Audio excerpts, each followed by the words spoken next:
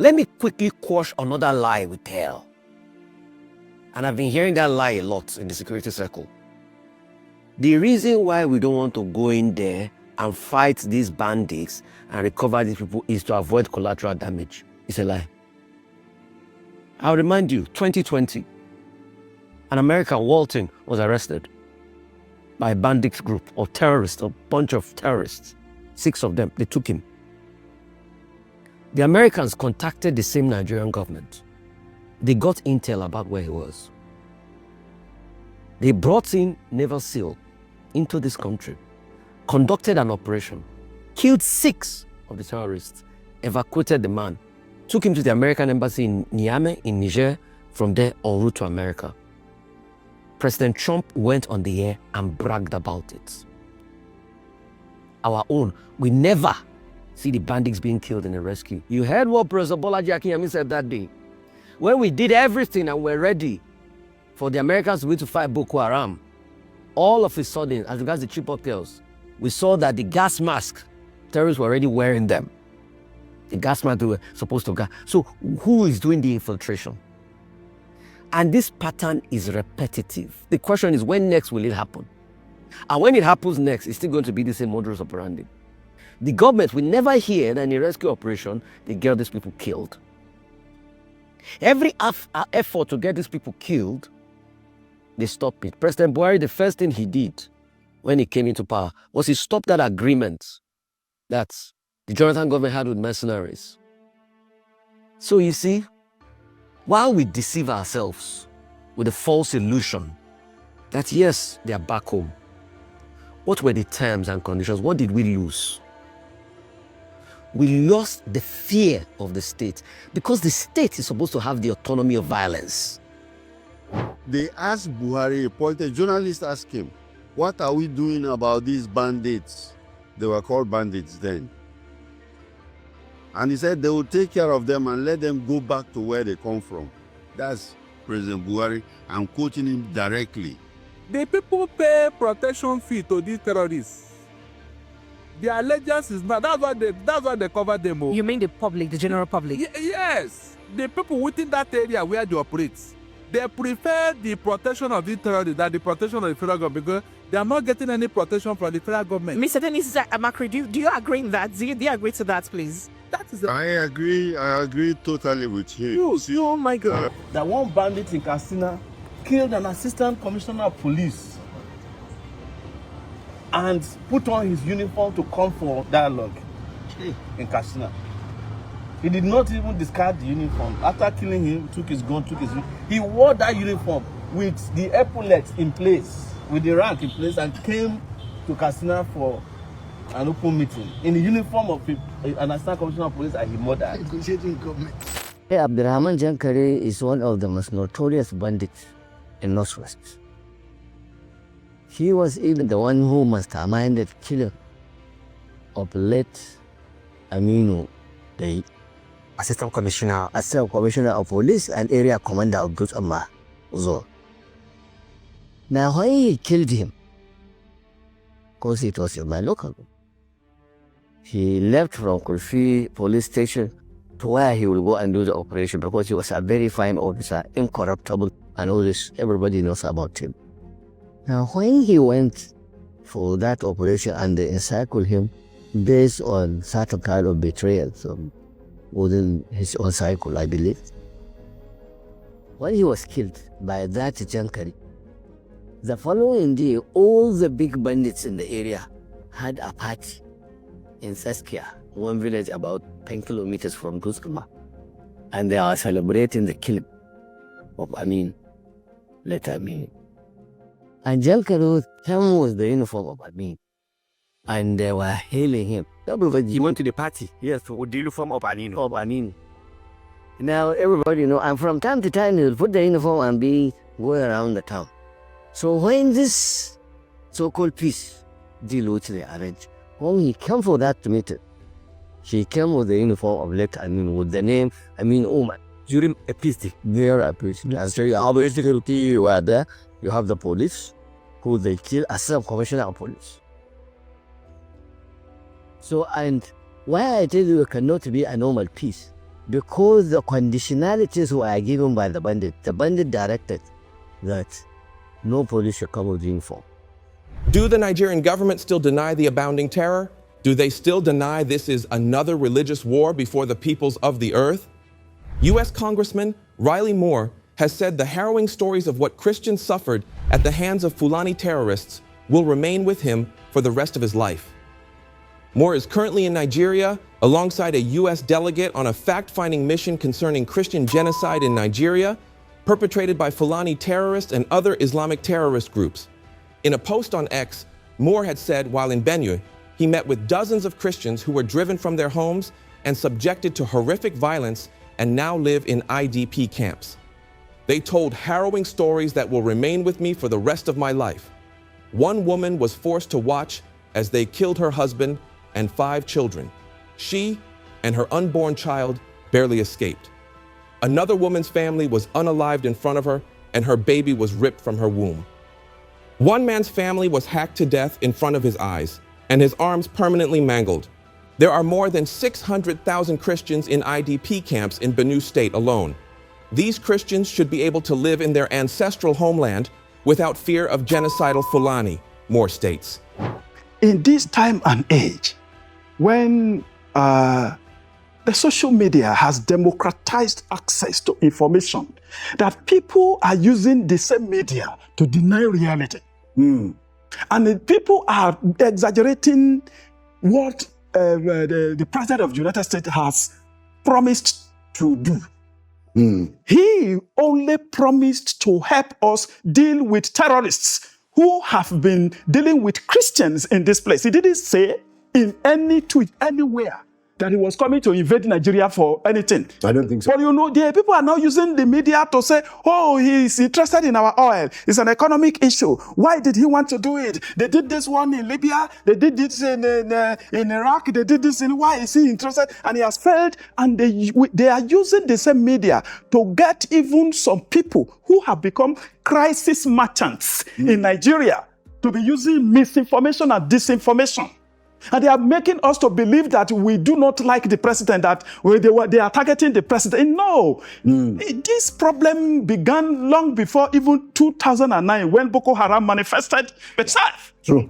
It began before that. But since that way, it has become an international dimension. So many things have happened that people are now denying. And people denying that, oh, there was no Christian, there has been no genocide on Christians. If we want to begin primarily, my brother, where is Leah Sharibo since 2018?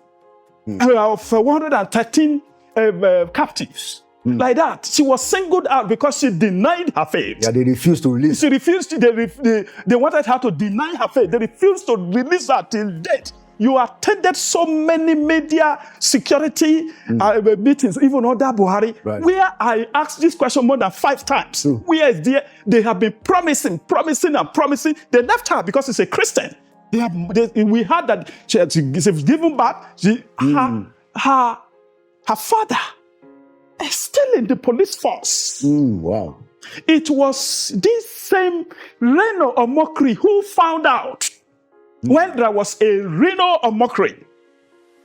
He was the one who found out about the identity of her father, that is actually from Adamawa State, a Christian from Adamawa State, serving in Yobe State. And the mother was there, who had been, the President Buhari promised everybody that she will be released. It's still not released. Nobody knows her whereabouts. What happened to Deborah in Sokoto College of Education, who thanked God online for enabling her to finish her exam as any Christian would have done? They stoned her to death in this same country. Leah Sharibu, Deborah Samuel, 2 young women, 2 different stories, but one unshakable truth. They stood firm in their faith and paid the price. Leah was just 14 when she was abducted by Boko Haram in 2018, along with over 100 other schoolgirls. While the others were eventually released, Leah was held back because she refused to renounce her faith in Jesus Christ.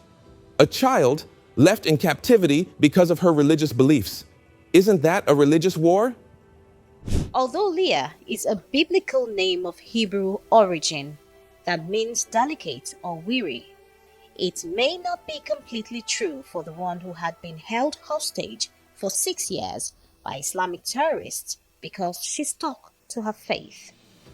Leah Sharibu was one of the 110 female students of the Government Girls Science and Technical College, Dapchi, Yobe State, who were abducted on February 19, 2018 by Boko Haram terrorists.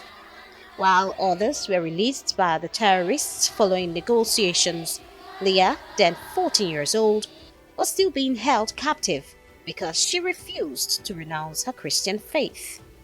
Many Nigerians and global community have demanded her freedom. After the abduction on the 9th of February 19th, the federal government opened a channel of negotiation with the Boko Haram terrorists for the return of the victims. About 33 days later, the government secured the release of 107 girls. One of the freed girls, Khadija Grema, confirmed that the terrorists decided to continue to hold on to Leah because she refused to renounce her Christian faith. 2 days after her 15th birthday, the then Minister of Information, Lai Mohammed, revealed that the administration of President Muhammadu Buhari was doing everything necessary to free Leah Sharibu and others in Boko Haram custody. Despite promises to secure the freedom of Leah Sharibu and other students in captivity of the Boko Haram terrorists, Buhari left the parents of the students and other Nigerians disappointed. The president of the Leah Foundation and spokesperson of her parents, Dr. Gloria Poldu, says Leah had marked 6 birthdays in captivity and will turn 20 on May 14, 2024. Then there was Deborah, in 2022, brutally murdered by her fellow students, stoned and burned for allegedly making a comment about her faith in a school WhatsApp group. No fair trial, no protection, just blind, angry violence, and a life cut short. We begin with Nigeria, where a woman has been beaten to death and set on fire on college premises. She was a student in this college. Her killers were her own classmates. What was her crime? Blasphemy. Her classmates accused her of insulting the Prophet Muhammad, and so they killed her. The incident has shocked the world. The incident took place in Nigeria's northwestern state of Sokoto. The victim has been identified as Deborah Samuel. She was a student of the Shehu Shagari College of Education. The students were upset over her comments, so they hunted her down, dragged her out of her college room, and attacked her and then set her ablaze. The details are disturbing to say the least.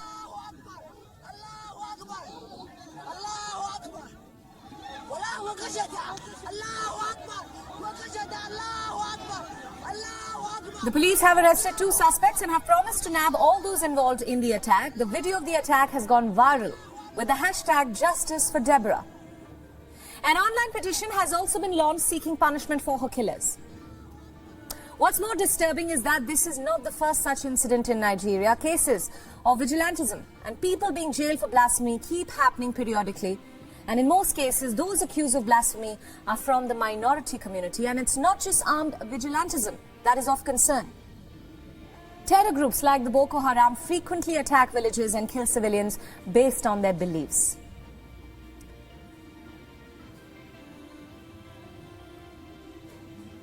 These stories are not isolated. They represent a larger reality, one where being a Christian in Nigeria can cost you everything: your freedom, your future, your life. And the question remains, how many more Leahs, how many more Deborahs? Who thanked God online for enabling her to finish her exam as any Christian would have done. They stoned her to death in this same country. And even lawyers were trooped out to say we will break out from MBA if we will not allow us to defend the people who stoned her to death. No one is in detention. Nobody has been prosecuted. What happened? So many things have happened like that. Why are there so many people? And we want to deny that we do not have IDP camps. There are so many of them in this Abuja. So many of them in the places, 2 states that they have targeted, Benue and Plateau. Christian dominated. You know the place of Jos as the capital of Plateau State, Right. even in Christendom here. You know that Benue State too is Christian dominated. Why do terrorists target Christians in that place? Why do they allow, what happened to all those people in IDP camps who occupied their natural habitat, the place God the Almighty gave them to live? Why can't they return? Who are the people occupying those places? So many questions left unanswered, a lot of hidden truths. Most times, when people, especially journalists or media personnel, try to bring these issues to light, they're either ignored, silenced, or shut down. So this thing is so complex, but as a journalist, we are not allowed to do contextual reporting of all these things to bring out facts of those people, the villages they have destroyed, people they have killed. There are videos of pregnant women they have killed. They shattered the pregnancy. And all those things. They say nothing happened here. So these are issues. I think it's not about President Bola Ahmed Tinubu. He inherited all this problem. He began in earnest in 2009 when Boko Haram story became international. So there's somebody somewhere, president of the United States of Republican Party, and you know their principles. They are conservative people. Right. They were the people who influenced even the writing of their constitution, and the constitution they put in God we trust. Yeah. So they don't deny it. That is what they defend wherever Christians are traumatized and molested anywhere in the world. And he has said this one, no, this one we have had. You know, you recall that even in 2018, Right. or thereabouts, even it was President Buhari himself who revealed in a private meeting he had with President in his first term. That was the first time, yes. First time that we had that they are slaughtering Christians in your country. He said, no, sir. It was President Buhari himself who revealed it. It didn't start yesterday. Deborah's death, Leah still being held captive or possibly dead, and the ongoing abductions and killings in Christian-dominated areas in the country all point to one undeniable reality: Christian genocide. Yet the government was in denial when the U.S. offered to help. Many thanks for staying with us. We talk security now. President Bola Tinubu has rejected Nigeria's redesignation as a country of particular concern by U.S. President Donald Trump, insisting that the label misrepresents Nigeria's religious reality. In a statement posted on his official X handle on Saturday, the president said Nigeria stands firmly as a democracy governed by constitutional guarantees of religious liberty, and that the description of the country as religiously intolerant does not reflect our national reality based on that statement. Now, the post was in response to Trump's declaration of Nigeria as a country of particular concern. In a post on Truth Social on Friday, Trump wrote that Christianity is facing an existential threat in Nigeria. Denial where they asked the citizens to negotiate with these terrorists. Attacking the bandits will be a mistake. Negotiate with them instead. The causes of all this chaos is because they are not included in the budget. So USA attacking them will cause more chaos in the country. Right? The best solution is negotiation with them, and they should be included in the budget. And we knew only negotiation can solve these issues. Give them whatever they want for peace to reign. And even after those so-called peace deals, the attackers return, raiding towns and abducting people all over again. Denying this thing and saying that we should not take out terrorists in this place, that we should negotiate with them. Where in the world will you bring terrorists that you say you are looking for to be negotiating with them, to hold meeting, and they're gone? Who approved the guns they carried to meeting in Katsina for them? That's the height of it. Negotiating a peace deal with terrorists. saboda me Allah ya ce kullu man alaiha fan wa yabqi wajhu rabbika zil jalali wal ikram. A cikin arhaman akwai wannan ayi ko ba gaskiya ba? Zatin ubangiji kawai ne ba zai kare ba, amma mutuwa ba ita ke gudu ba, to ita ma sai ta mutu. Sai me mutuwa ita muke gudu, to ita ma mutuwa za ta yi. Yadda muka taru a nan Allah mai da kowa gidan shi lahiya.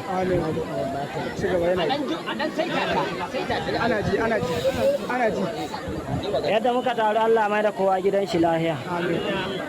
Kuma alkhairin da ke ciki Allah Ubangiji ya sada mu. Wanda ba mu iya Allah ya mana ba jagora a ciki. Saboda haka nan ni a cikin wannan magana da zan yi akwai wasu ɗan tambayoyi da nake so da Allah ina son ɗan gabatar da su. Aside from being appalling, the site raises serious questions. These men, numbering in their hundreds, perhaps thousands, are all heavily armed. And these aren't weapons that are easily accessible to the average citizen. In fact, under the Nigerian law, only authorized security personnel are permitted to carry such weapons. Yet, here they are, untrained, often illiterate men parading through towns with assault rifles as if they were nothing more than walking sticks or casual toys. Looking deep into this, here is a very disturbing and overwhelming question. Who supplies these people with these weapons? Even more shocking is the incident at St. Mary's Catholic School in Papiri, Niger State, where over 315 schoolgirls were kidnapped. Reports claim a helicopter was used in the operation. Again, how did terrorists get access to such fundamental equipment, whereas the very military of the country in question struggles with insufficient arms and air support to fight these very criminals?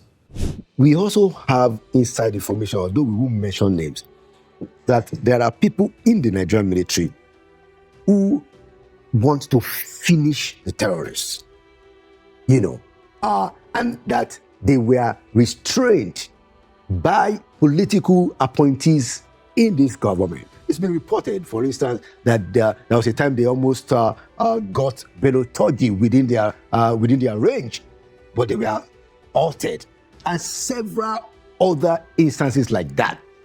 What that tells me is that it's either there is no courage or sufficient courage inside government, or there is collusion. How can the president solve that situation? Because we can't have two sets of standards. So we are saying in the media, we are saying through this medium that Mr. President should summon up courage, to have the political will to discern this fact that there are some people who do not want these crises to end. I call them, what others have called them, crisis merchants.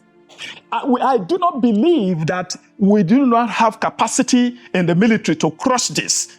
We have heard this thing you are saying, that a particular security chief insisted that these people must be crushed, and that there's another superior person who is trying to protect a territory and a race. Because the person will not like this thing to end, and then Mr. President, who is a politician who also will face re-election, he is trying to buy into it, and they have removed a particular security chief that we have had. This is Nigeria. This is about our country. Because that person is insisting that these people must be crushed. And now another person is saying, no, let us negotiate with them. They listen to Sheikh Gumi, who is saying that we should be negotiating with them, who is always sitting down with them. This is the same Sheikh Gumi who went to Saudi Arabia. And they said that the man is a security threat. And then they didn't allow him to come and do his pilgrimage. They sent him back home. They sent him back home. And it is only in Nigeria that kind of person will be given media space to be repeating the fact that these terrorists are not bad people, that we need to negotiate with them. And then they will invite them into a meeting with their guns. And then the security people will be guarding them. And they will enter their buses, and they will drive away like that. And the following day, they will gather before Mr. President to say, this is what we are doing. Mr. President will tell them to crush them, do away with them. But they have been holding meetings with them because of the advice of a particular security chief. Who really will save Nigeria? How did a black nation so full of promise end up on the brink? The giant of Africa, a land rich in culture, power, and resilience, now trembles under the weight of fear, silence, and bloodshed. Nigeria is bleeding, and the world watches, unsure or perhaps unwilling to act. Nigerians! So yesterday, being the 27th of November 2025, bandits attacked immigration checkpoint the one at Bakiroa. Bakiroa is in Bagudu local government area of Kebbi State. They attacked that checkpoint around 11:45 p.m. 11:45 p.m. And what I'm telling you is fact. 11:45 p.m. yesterday. See what they did. See what they did. They still unalive 3 personnel. They unalive 3 persons from this attack. See what they did. They destroyed vehicle and they set the whole place on fire. You know what they pay me for these things, eh? We say when people like you go come internet, you go see say Nigerians they use this kind of thing, they do content. I don't know whether they try to make people laugh. Like I don't understand because I they see some Nigerians they will carry this kind of thing, they do content. This thing is not funny. People are losing their lives on a daily basis, and you are here. I don't know whether they try to make people laugh from this thing. Is it because it has not gotten to you? Now because they never get to you, so you look for everything where you do content. You don't look for all. You don't see content. Now to use bandits, they do content. You think it's funny? Like you think it's funny? Breadwinners are being killed every day. Breadwinners, families, father, mother, uncle, every blessed day. And you could not sit down, carry book, write, say you want to use they do content. They, I don't know. You they use this thing to do content. It is not funny, bro. It is not funny. It has not gotten to you. It doesn't mean that you not go. See, it go reach everybody, oh. It go reach everybody. It go reach everybody.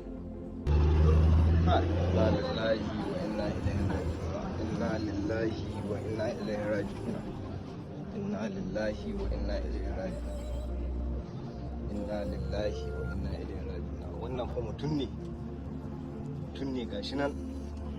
Inna lillahi wa inna ilaihi raji'un.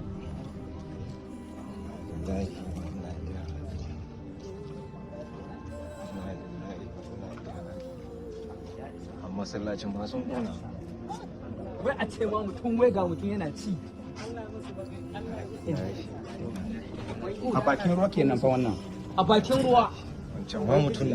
Mutum ne gashi nan yana ci. Gashi mutum yana ci da wuta. Inna lillahi wa inna ilaihi raji'un. This is migration checkpoint. Bakin ruwa. Inna lillahi wa inna ilaihi raji'un. Inna lillahi wa inna ilaihi raji'un. Hard to believe, right? The Nigerian army, one of the country's largest security forces, standing helpless. Why? Because they're outgunned. These bandits are carrying more advanced weapons than the country's own soldiers. On November 29, 2025, over 60 armed men stormed into a community in northern Nigeria, killed a girl and her father, burnt down houses and churches, creating havoc and chaos all around the place. Nigerians! So, Boko Haram attacked Chibok town this morning. They attacked Chibok town this morning around 2:30 a.m. Today's date is the 29th of November 2025. 29th November 2025. They came in numbers. Like, they came in numbers. The Nigerian, you could wonder how this guy take get this information. They would wonder who is feeding this guy with information. As they enter, the Nigerian army refused them from getting access to the Chibok town. Doing a wonderful job there. When I do well, oh.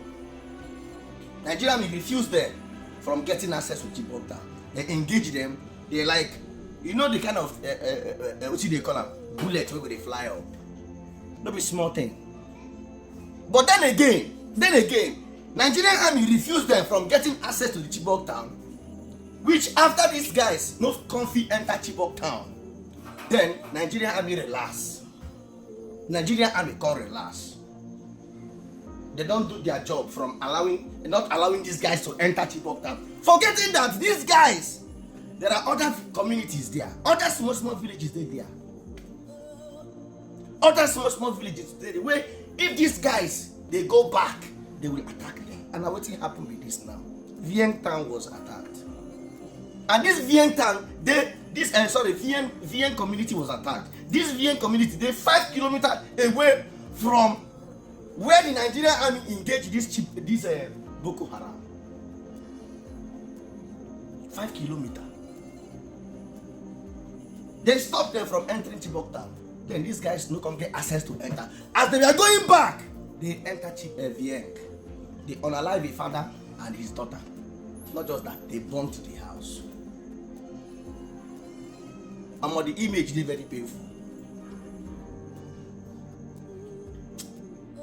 The image they very painful. Very painful. They unalive a father and his daughter.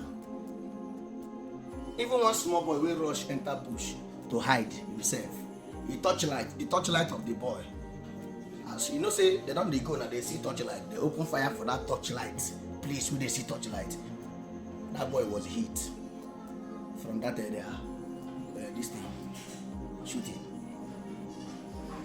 They burn house, they burn church. They still burn church there in that Vientiane. The next day, these armed men, formerly called bandits, moved to another community called Chacho in northern Nigeria, and they abducted over 30 people. Nigerians, so yesterday night around 8 to 9 p.m. Yesterday's date was the 29th day of November 2025 in the night. Yesterday is Saturday, right?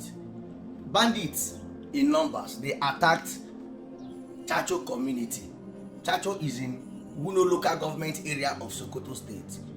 That Chacho is a very, very, very big place, very big. They attacked that community yesterday night.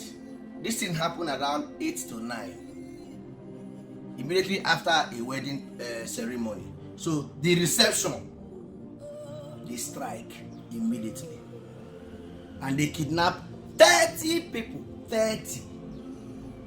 1, 2, 3, 4, 5, 6, 7, 8, 9, 10, 11, 12, 13, 14, 15, 16, 17, 18, 19, 20, 21, 2, 3, 4, 5, 6, 7, 8, 9, 10, 30 women and girls.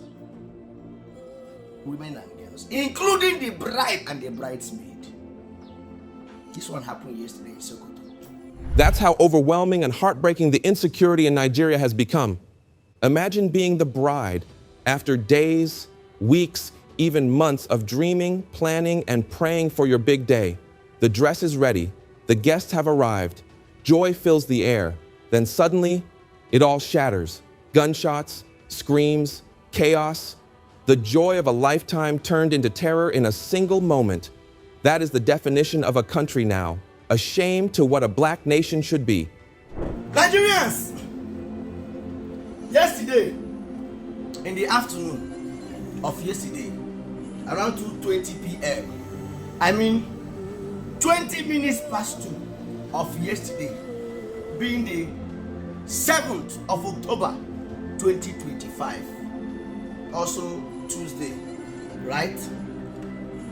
Bandits, more than 50, stormed this village called Zamfarawa. Zamfarawa is in Zugu district, in Bukuyum local government area of Zamfara state. In the afternoon, I'm telling you something that happened in the afternoon. No media will report it. No media. They entered that village in that afternoon, that yesterday afternoon. They started shooting sporadically, like they opened fire. I'm telling you something that happened yesterday, being the 7th of October 2025. They opened fire. They kidnapped 30 people. 30 people were kidnapped yesterday. But see the whole media. The whole place is quiet, as if nothing happened. The whole mainstream media is quiet. Because why? It is being controlled by them. They only tell you what they want to tell you. They only tell you what the government wants them to tell you. 30 people were kidnapped. Yet the whole mainstream media is quiet. 30 people. in the afternoon of yesterday. Go and verify it. Nobody will tell you this thing. Nigeria. But I told you guys, if they keep hiding it, I'll be bringing it out. As they are hiding it, me, Alhaji, I'll be bringing it out. The highest thing they can do to me is to pick me. That's all. And then maybe another thing again they will do, try to silence me. If not that one, I'm not in fear. If it is that one, I'm not scared. You understand? I'm not even scared. I'm not panicking at all. Because this is the course I choose. Now my path. You do anything you want to do to me, but stay away from my family.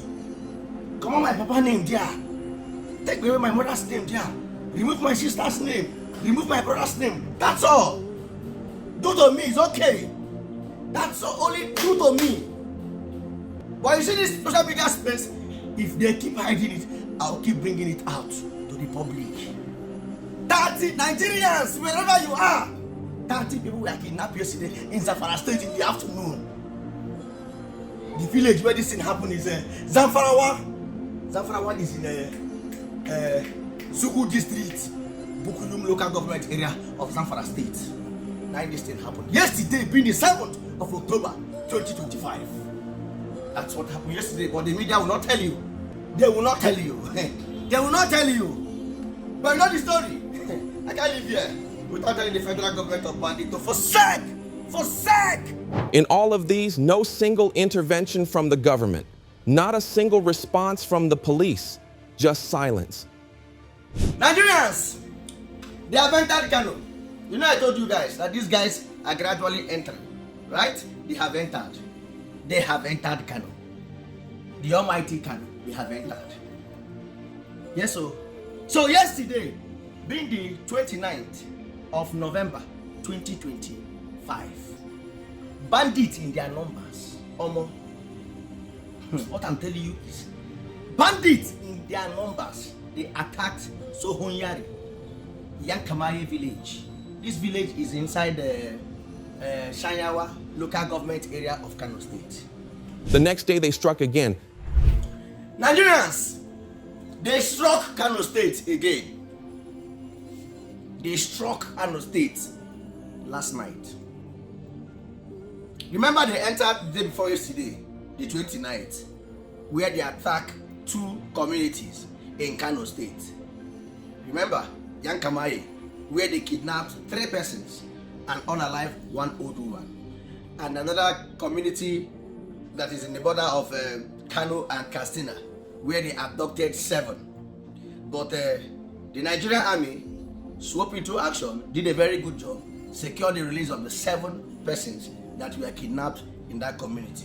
This is a picture of the 7 people that were kidnapped in that. Nigerian army did a very good job there. So kudos to them. But it's as if these guys have shifted attention to Kano because they struck them again. 2 communities were attacked last night, being the 30th of November 2025. 2 communities. Tamia in Faroruwa village. Tamia was attacked. Tamia is in Faroruwa. Then Dabawa. Both of these communities are in Shanono local government area of Kano State. The both of them are in Shanono local government area of Kano State. They came there around 11 p.m. 11. They injured 2 persons. 2 persons were injured from this attack, and at least 25 persons, 25 were kidnapped last night. Is that the end? No. They came into another village in northern Nigeria on the 3rd of December, 2025. This time, they made away with 10 women who were mothers, widows, and possibly the breadwinners of their families.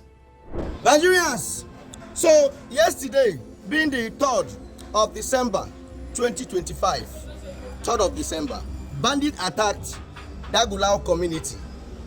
This community is inside the Bukuyum local government area of Zamfara State.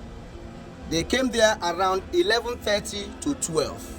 They came in their numbers, with this their bajats. They opened fire, they unalived 3 persons and kidnapped 10 women.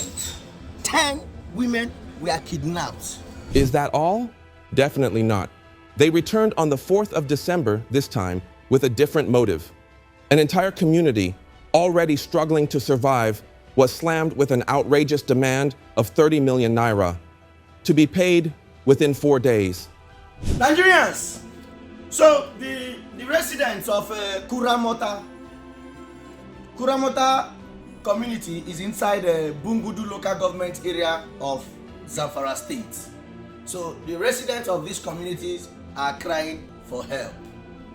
Like the people of Kuramota community, they are crying for help right now. The extortion by these cruel men, the fear etched into the faces of helpless women and children, and the silence of an entire nation. All unfolding under the watch of a government that chooses to look the other way. The value of life, human life, is greater than that of a cow. And it's only when you open the door for conflict that political enemy will come in. Political enemies, they don't want you to succeed.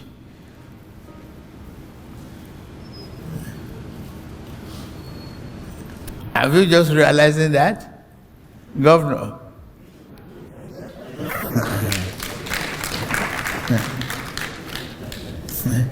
No matter what I do, they will still abuse me. Yeah. I read paper every time and listen to television whenever I have time. Just I watch who is abusing me and what type of abuse. I learn lessons from some of the critical ones too. Because I can't see it all. And it's from the mouth of my critics that I will, oh, okay, that is what you do. I'm the president. I'll go and do it. I will preempt you. So you are a failure. You just spoke. Me, I'm a performer.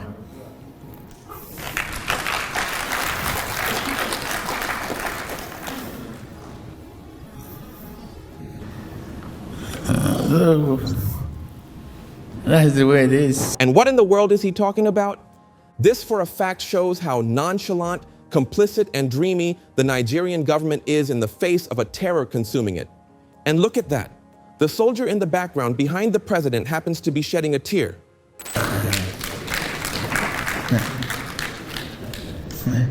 No matter what I do, they will still abuse me. Yeah. I read paper every time and listen to television whenever I have time. Just I watch who is abusing me and what type of abuse. I learn lessons from some of the critical ones too. Because I can't see it all. And it's from the mouth of my critics that I will, oh, okay, that is what you do.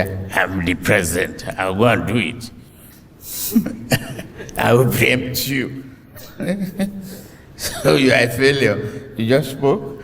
Me, I'm a performer.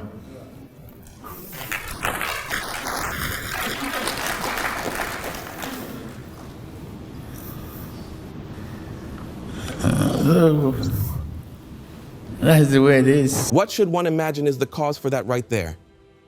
That's a soldier standing guard for his president, but in tears. Could this be some medical condition? Or could it be that the strong man standing right there is clearly overwhelmed by it all? So much must be running through his mind. Perhaps he's lost someone too, and now he's beginning to question everything. Himself, his service, the very mission he signed up for. But sadly, he's sworn loyalty to a corrupt government, which only means that he acts according to orders or faces the music, which is utterly heartbreaking and self-betraying. Paul Michelia and his wife woke up one morning in March to the frightening news that their son had been kidnapped from a forestry college in Kaduna State. Yahaya Michelia was taken along with 38 others and marched through the bush for 21 days with few stops. If you get tired, they just kill you and continue moving. You can't just say you're tired. They waste anyhow. So no matter how tired you are, you just have to keep moving. He was eventually released in early May. Also freed were Friday Sani's two girls, Victory and Rejoice Sani, who were among the kidnapped students. While they were held, their captors contacted school authorities to demand a $1.2 million ransom from the government. When they told us that they don't need our parents' money, we were a bit relieved because we thought that since it's government, we will not stay long there. But the government did not pay, and parents of the kidnapped victims negotiated a ransom. Nigerian authorities strongly opposed these ransom payments, saying it only makes the kidnappers more powerful. Now, lawmakers are to vote soon on a controversial bill introduced last month to punish those who pay ransom by up to 15 years in prison. You can imagine that. 15 years imprisonment for anyone who tries to pay money so that any of their loved ones could be set free. What do the government even expect? They are not ready to help the people, and when the people try to sort the bills so that their loved ones will be released, a punishment awaits them. How pathetic. The wave of mass abductions and unending violence surges unspeakably. This unbelievably happens non-spatially every day in a week. Thousands upon thousands are being taken, vanished without a trace. Men, women, children, stolen from their homes, their schools, their futures, swallowed by a darkness that keeps spreading. Nigeria's National Human Rights Commission says at least 2,266 people got killed by bandits or insurgents just in the first half of 2025. That's more than double the 1,083 deaths we saw in the same period back in 2024. It's actually more than all the deaths in 2024 combined. That was 2,194. Now, Amnesty International came out with a report in May 2025. In the 2 years since President Tinubu's government came to power, at least 10,217 people have been killed by armed groups across Benue, Edo, Katsina, Kebbi, Plateau, Sokoto State, and Zamfara State. Now, just in Katsina State alone, Amnesty verified over 294 people killed and documented 306 people kidnapped, mostly women and girls, between May 2023 and May 2025. These bandits want to say the government pushed them into this, but let's keep it real. Whether the government messed up or not, these bandits still choose to massacre civilians. They choose to kidnap children. They choose to hold entire communities hostage for ransom. That's on them. And they must be brought to book and held accountable. And they must be tried, jailed, or executed, however the government wants to do it. That is the only way Nigeria will know peace. The old man with trembling hands, taken. The old women with their bent backs and weary bones, taken.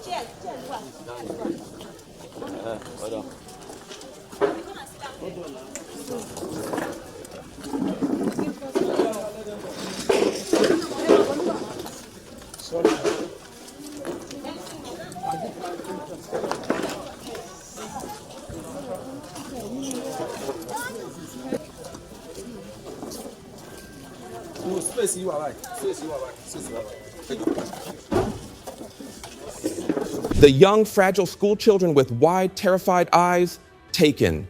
Even the pregnant woman clutching her unborn, running through dust and gunfire, taken. All of them waiting, hoping for help that never came. Nigeria seriously bleeds. This time around, it's not just from bullets and bombs, but from silence, denial, and deep-rooted injustice. The cries of her people echo through empty promises and forgotten headlines.